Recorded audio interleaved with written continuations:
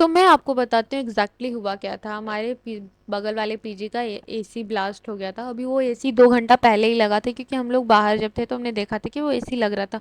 और वो एसी रात के 12 बजे ब्लास्ट हो गया।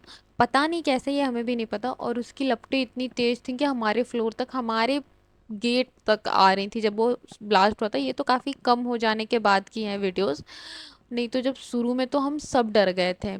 और उसके बाद हम लोग जब डरे तो हम सब अपने अपने रूम से भागे, बहुत चिल्लाते हुए भागे कि आग लग गई, आग लगी, आग लगी। और मेरी रूममेट, उन्होंने क्या किया, बोला कि सब लोग अपने अपना फ़ोन लेके भागो और लैपटॉप। तो हम लोग फ़ोन और लैपटॉप लेके जा रहे थे। फिर वो बोले मैं अपने सूटकेस लेके जाऊंगी, सूटकेस लेके जाऊंगी। बाकी आप ये मेरी दूसरी रूममेट के मुंह से सुन ही सकते हैं उनके बारे में। लेकिन तो इंसान को अपनी जान बचाने की होती है, लेकिन हमारी एक अनोखी रूममेट है जो वो शियो प्लीज आप दिखाइए उस बैग को थोड़ा। तो ये बैग लेके भागी हमारी रूममेट, तो मतलब शालू भी लाइक जान जाए तो भाड़ में जाए, मेरे कपड़े नहीं जाने चाहिए। नई नई साड़ियां मेरी इतनी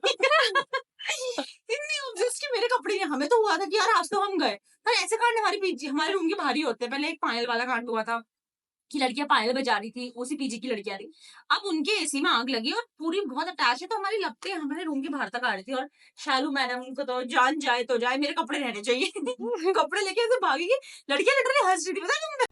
और आपने मेरी रूममेट के मुंह से सुन ही लिया कि कैसे क्या हुआ। और अब मैं आपको, जो हमारे पीजी के अंकल हैं, जो कि यहाँ पे कुक हैं, जो यहाँ पे रहते हैं, अब उनके से सुनिए कि उन्होंने कैसे हाँ ये बहुत सारी खराब चीज। लगा था, हम सो रहे थे उस समय। तो बच्चे लोग को मैंने देखा कि भाई इन्होंने भाग रहे हैं।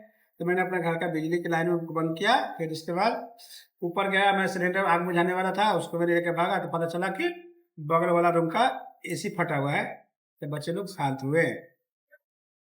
फिर मेरे पीजी की मनस्वी से मैंने पूछा, वो सुबह सुबह जब आई नीचे, कि रात में एसी फटी थी तो तुझे पता चला? तो वो बोल रहे, उसका बहुत डेड रिएक्शन था, बोल रहे भाई प्लीज़ कैमरे में मत ले, अभी मैं सो के उठी हूँ।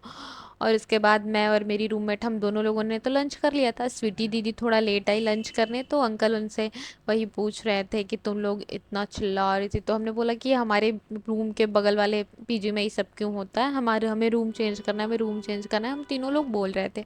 क्योंकि ऐसे एसी फट गया और रैंडमली बहुत। और जब मैंने प्रेम अंकल से पूछा, अंकल आपका क्या इसमें रिएक्शन था, तो बोल रहे हैं क्या कर सकता हूँ, मैं कुछ नहीं बता सकता, मैं तो सो गया था। और स्वीटी दीदी फाइनली अपने घर जा रही थी बहुत टाइम बाद। वो ऐसे हमेशा घर पे ही रहते हैं, महीने के 15 दिन उनके घर पे ही निकलते हैं। So bye bye, thanks to watching.